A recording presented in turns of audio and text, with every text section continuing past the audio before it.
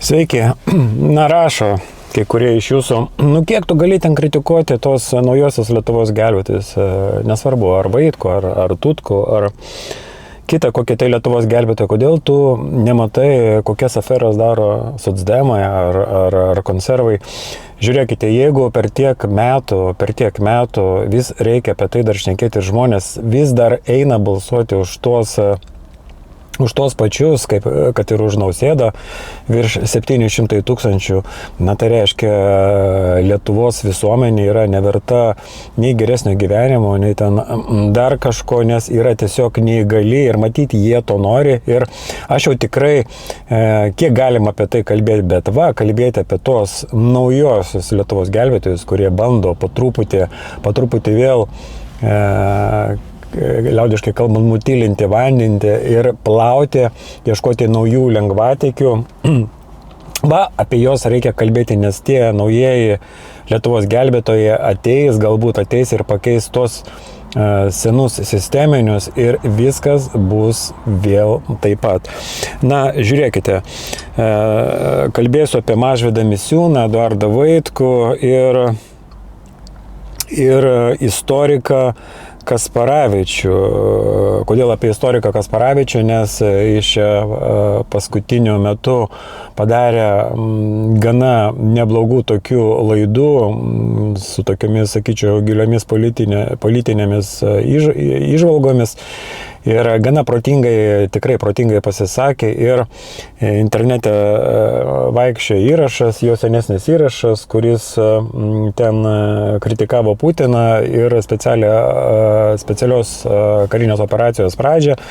Mintis tokia, kad ne visos buvo diplomatinės priemonės išnaudotas ir ten komentarai, ką tas Kasparavičius nežino apie Minsko susitarimus.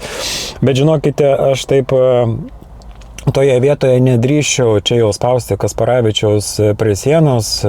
Galbūt kažkiek jis ir keičia tą mąstymą, nes viskas keičiasi, ta pati geopolitika keičiasi, įvykiai keičia ir situacija keičiasi, bet iš tikrųjų aš prisimenu tas federalinių Rusijos kanalų laidas, kur 14 metais po to perversmo Kijevo, kada buvo kalbėtojai, kurie sakė, turi Rusija imtis griežtesnių priemonių ir galbūt jeigu jį būtų ėmusis tų griežtesnių priemonių, nebūtų reikėję tos karinės operacijos, bet buvo guma tempiama, kaip tik buvo spekuliuojama tais Minsko susitarimais, mes čia viską darome, kad viską išspręsti diplomatinėmis priemonėmis, nereikėjo griežtesnių priemonių, nebūtinai tų Minsko susitarimų reikėjo, yra tų metodų paveikti tą fašistinę politinę chuntą, kuri atėjo į Kijevą, bet buvo pasirinktas kitas kelias ir dabar čia visi labai mandri, reikėjo taip daryti, reikėjo kitaip daryti.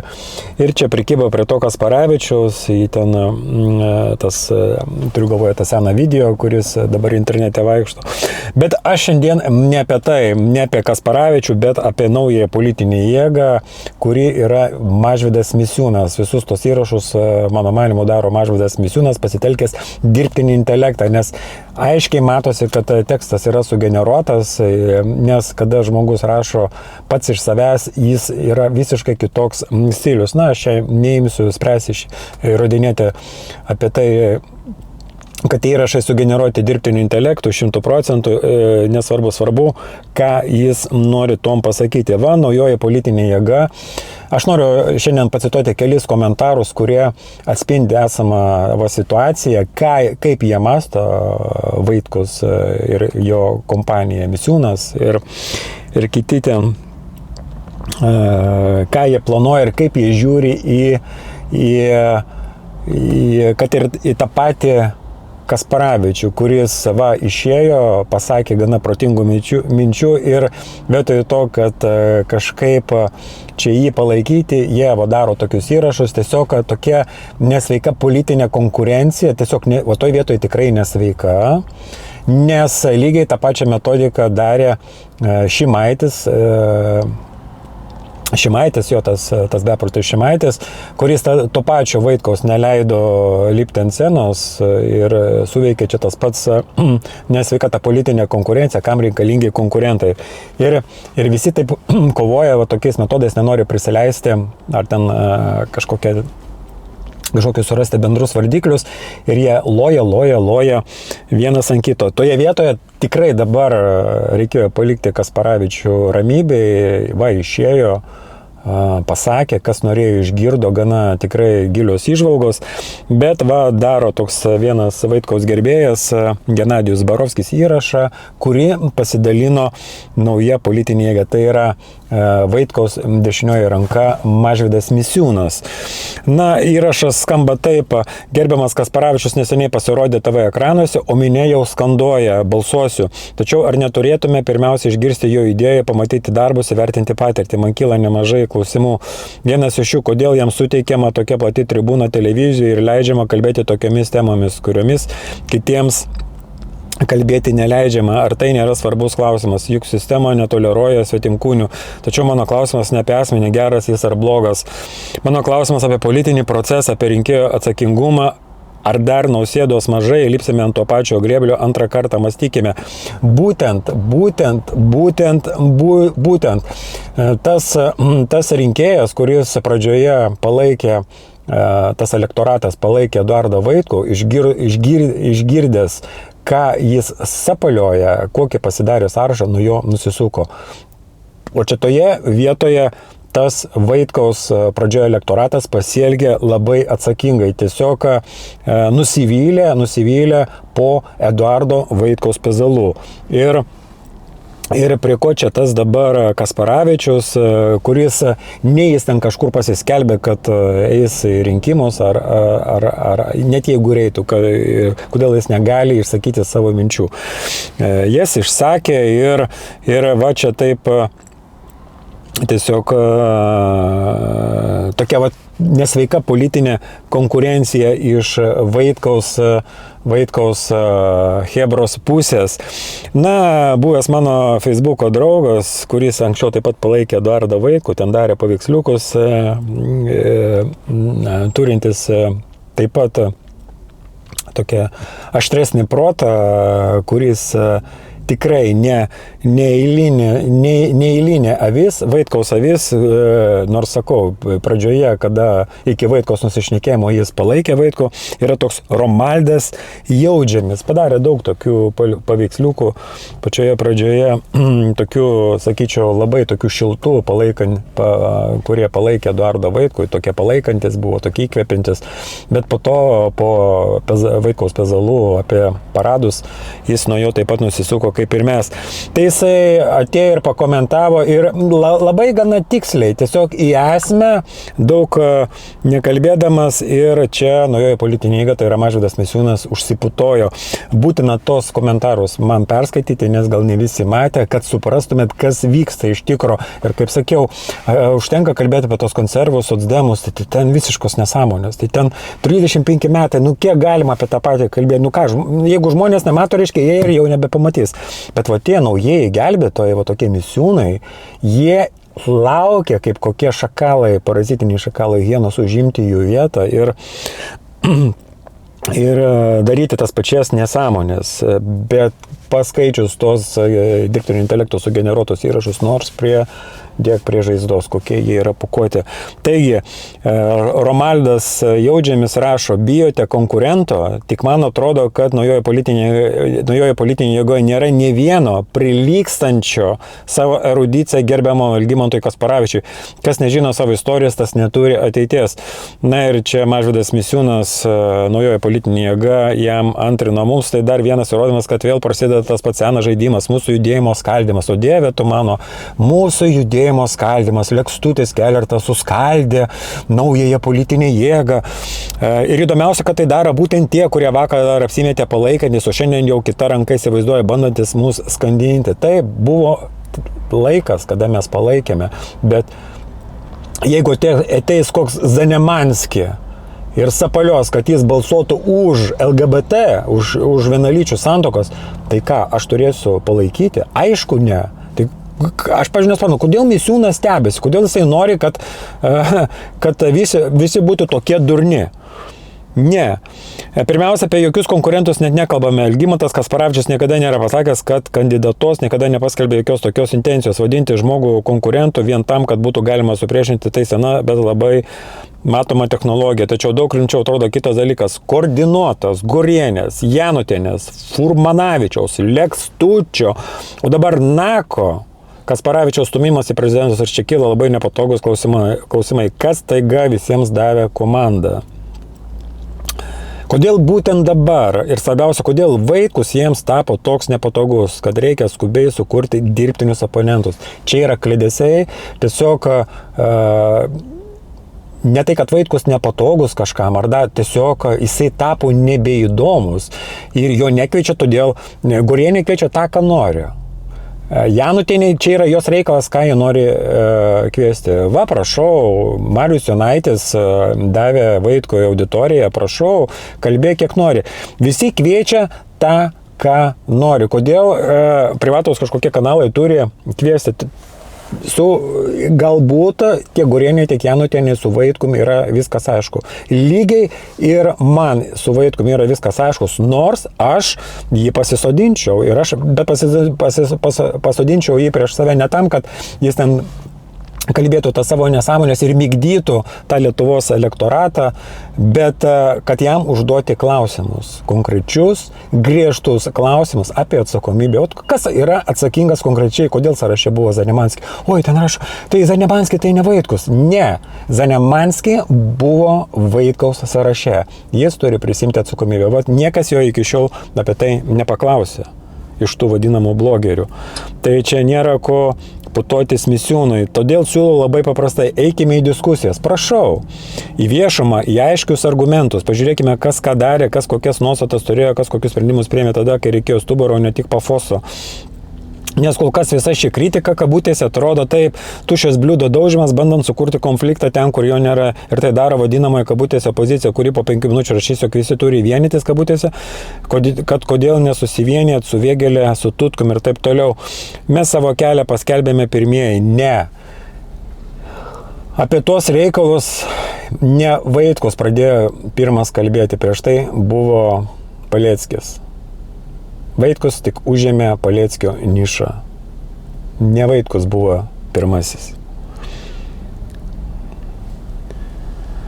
Mes jau laikomės iki galo, jūs galite toliau svajoti apie kandidatus, jų tariamą supergalės ir jų erudiciją, kabutėse. Tik nepamirškite paklausti savęs, kur jie buvo tada, kai reikėjo pasakyti tiesą ir aukotis. Romaldas Jaudžemis antrina, atsako Mažvydui Misiūnui, jūsų skaldyti nereikia, jūs patys save paskandinsite. Visi matėme, kokią komandą buvo surinkęs Vaitkus per praėjusių rinkimų kampaniją. Visi matėm. Černiauskinė, Povilaitis, Samagončikas, Sliesoraitytė. Dar gali sueityti. Išskyrus Černiauskinę. Koks skirtumas, ar Povilaitis, ar Skvernelis. Povilaitis tikrai nepadarys Lietuvai blogiau nei Skvernelis. Čia toje vietoje ar man Skvernelis, ar Povilaitis, man vienas ir tas pats. Bet Zanemanski, kuris pasisakė debatuose už vienalyčių santuokas, kas yra už tai atsakingas? Visi matėme, kokią komandą buvo surinkęs Vaitkus per praėjusių rinkimų kampaniją. Aš nesakiau, kad gerbiamas Kasparavičius kandidatuos, o jūs jau kūrėte sąmokslo teorijas. Baikite vieną kartą tą demagogiją. Imkitės rimto darbo, o ne Facebook'o komentarus rašinėkite. Norint surinkti elektoratą, reikia važiuoti pa žmonės, bendrauti gyvai, juk apie jūs niekas nežino, išskyrus Facebook'o grupę, verdate savo sultyse. Ir atsikratykite rusofobų ir LGBT gerbėjų, tai jums rinkėjų nepridės sėkmės. Na ir Misiūnas jam atrašo, jūs nevadmainiaukite, šiandien visi puikiai žinom vieną faktą, nes sisteminės jėgos eterį gauna, aš jau daugiau nebeišsisaugiau. Na, viskas, ten dar buvo komentarai, Jaudžemis įdėjo tą video, kuriame Zanemanskis kliedė apie LGBT, kad jis balsuotų, jis įdėjo video. Ir kas įdomiausia, maža, tai gerai, diskusija, ginčai, kiekvienas ten, toje vietoje aš Jaudžemį palaikau, jisai pasakė trumpai, aiškiai, bet Bet dabar aš norėjau pasižiūrėti, kaip prasitėsi ten diskusija. Aš dabar yra 1:30, turbūt tik vėlai vakariai kelsiu video, nes iš mašinos darau jau kelintą video, nes nėra tikrai laiko, nėra, faktiškai gyvenu mašinoje dabar, tiek reikalų visokių. Bet užeinu aš dabar į naujosios politinės jėgos puslapį, ieškau aš tos diskusijos ir tų komentarų nebeliko. Arba Misiūnas jos pratrynė, arba mano telefonas nesąmonės rodo, kas mažai yra tikėtina, arba jis užblokina Jaudžemį. Nes vis dėlto ateina žmonės, tarp kitko, Jaudžemio komentarus palaikino daugiau žmonių nei Misiūno tos atsimušinėjimus tai rodo ir tai teikia kažkiek vilties, kad tavo žmonės skaito Jaudžemio tos argumentus, kas liečia Vaitkaus visą tą veiklą, kad kokios klaidos buvo padarytos ir supranta daugiau žmonių nei laikina Misiūno tos klėdėsius, tos įrašus, kurie sugeneruoti mano manimu, čia mano nuomonė, sugeneruoti su dirbtiniu intelektu. Na, aš nenoriu toliau veltis į visus tos reikalus, bet tai parodo, kad kaip jie pavydi, jie pamato ryškesnę asmenybę, tas Kasparavičius, aišku, čia reiktų apie jį atskirą laidą padaryti, apie tą senesnį jo video, bet patikėkit, aš toks tikrai prie visko prisikabinčiau, bet klausiau aš įdėmiai tą Kasparavičiaus laidą su Kęstučiu Skrebiu ir tikrai jis pasakė labai daug, ką jis aplamai, turėdamas tokias pareigas, gali pasakyti Lietuvoje šiuo metu. Nes patikėkite, Lietuvoje kalbėti į esmę, ne ten tos Vaitkaus klėdėsius, gana ir tas pačias demagogijas, kuris negali atsakyti paprastų klausimų apie tos paradus. O jau 100 kartų atsakėme, nu taip, ten jis kažką atsakė apie paradus, bet jis nė karto neatsakė apie Zanimanskį, ten tik tai jo atstovas kažką, o tai buvo ne Vaitkaus nuomonė, ten buvo jo partinio sąrašo atstovo nuomonė, už kurią Vaitkus yra atsakingas. Ir dėl ko aš apie tai kalbu ir vėl, kaip Misiūnas čia rašo, vėl Lekstutis kiekviename video Misiūnas kiekviename video ir Lekstutis ir Kelertas bando pašiepti, gelti, kasti Vaitkui. Ne.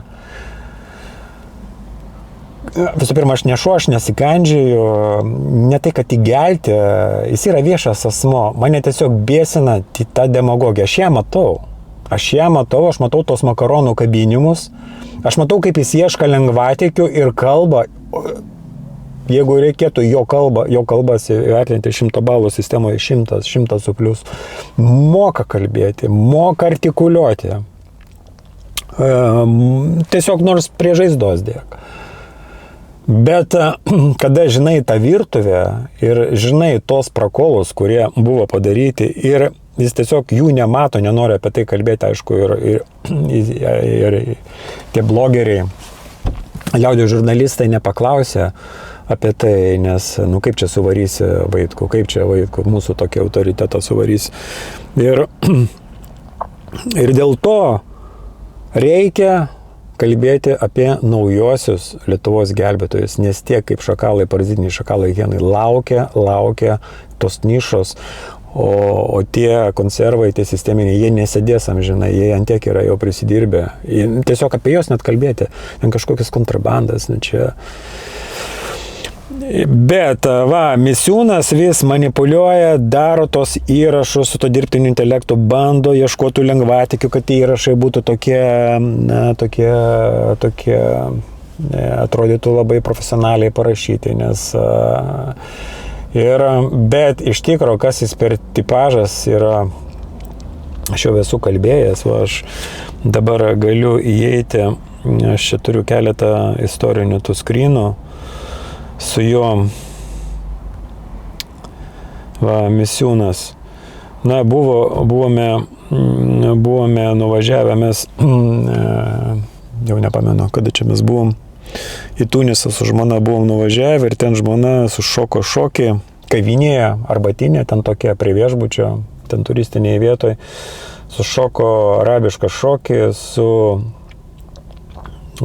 ten dar vienas šokėjas buvo, yra ten pas manęs YouTube tas video. Ir tiesiog šokis, ten ir vaikai buvo, ir visą tai rytietiški motyvai, muzika, ten vėlus vakaras,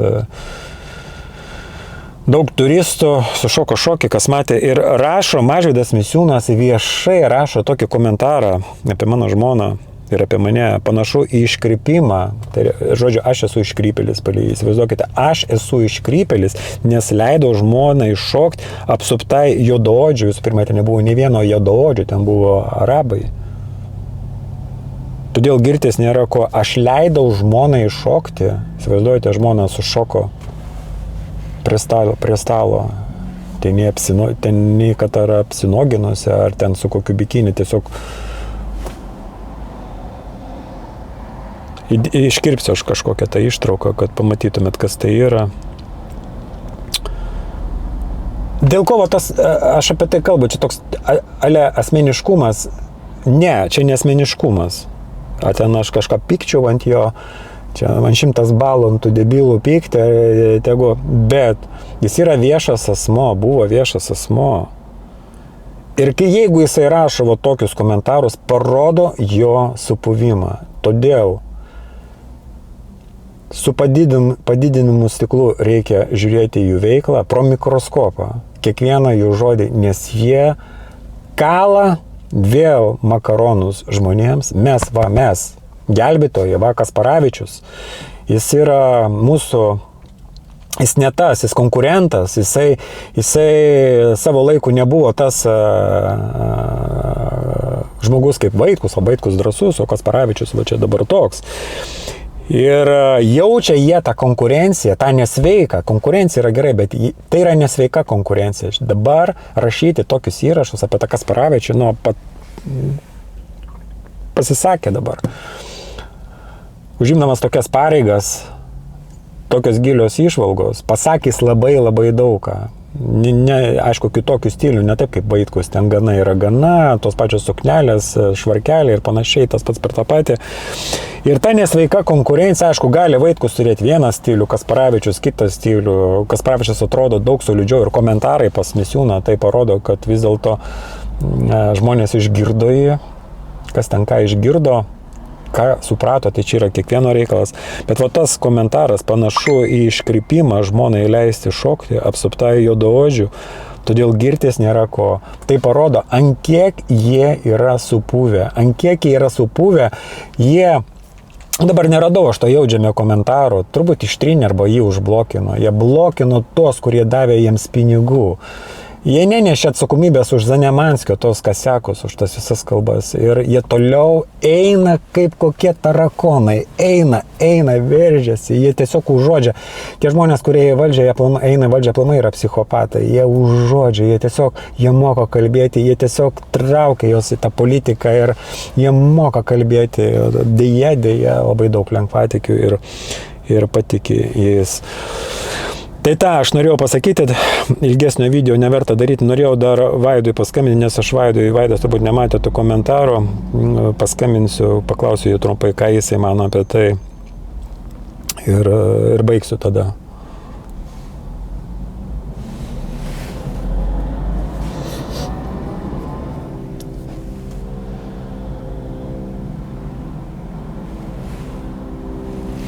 Vaidai? Girdi mane? Alio. Jo, tu eiterį esi, aš čia dabar truputį pašnekėjau apie tos komentarus, kur siunčiau naujoji politinė jėga apie Kasparavičių ir kaip ten buvęs Vaitkaus palaikytojas, tas, kuris paveiksliukus darė, Romaldas Jaudžemis, kaip jis tenai suvartė jos. Ir kas įdomu, aš dabar užėjau į tą, norėjau ten pasižiūrėti, kaip ta diskusija praėjo. Tai nėra tų komentarų, arba jie jos ištrynė, nes ten buvo ir video tas įdėtas, to Zanemanskė, kuris ten kalbėjo. Tų komentarų nebėra, arba jie jį užbanino, arba ištrynė.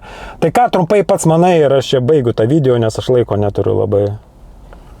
Apie ką? Apie naująją politinę jėgą ir Vaitkų. čia yra lavonai. Tu esi labai negailestingas, tu spardai gulinti lavoną ir nori, kad aš pakomentuočiau.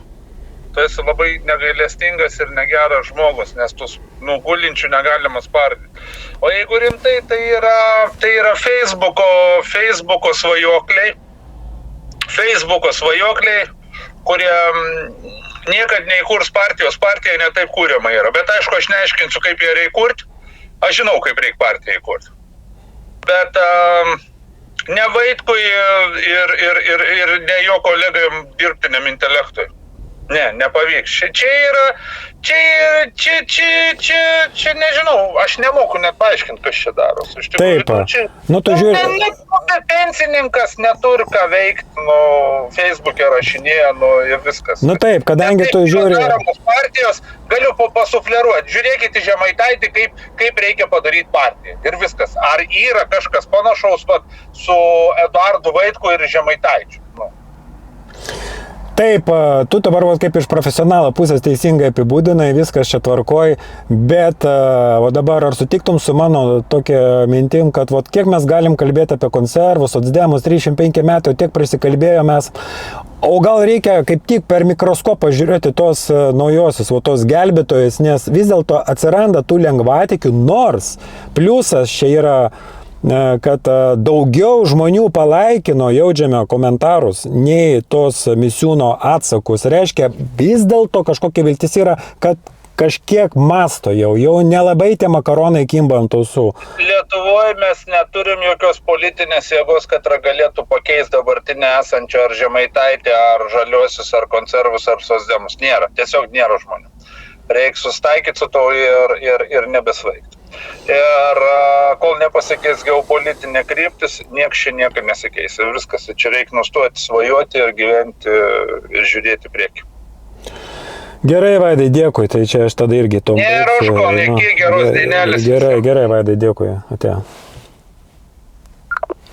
Na, girdėjot, ten iš pradžių garsas, nepamiršau pagarsinti telefoną, bet mintis aiškiai, kad kol nepasikeis geopolitinė situacija, nieko čia gero nebus, tik tai tokie cirkinsis visi, kiek tik tai gali ir kiek nori ir realiai nėra, kad kas pakeistų. Nėra tiesiog žmonių, nėra intelekto, nėra ir visi laukia ir matyt, reikia palaukti dar. Gal kažkoks sukrėtimas, kuris vėliau ar anksčiau kažkoks vis tiek sukrėtimas bus, kažkiek išjudins visą tą mūsų bendruomenę ir tada žiūrėsim. Tai tiek tada šiam kartui. Iki.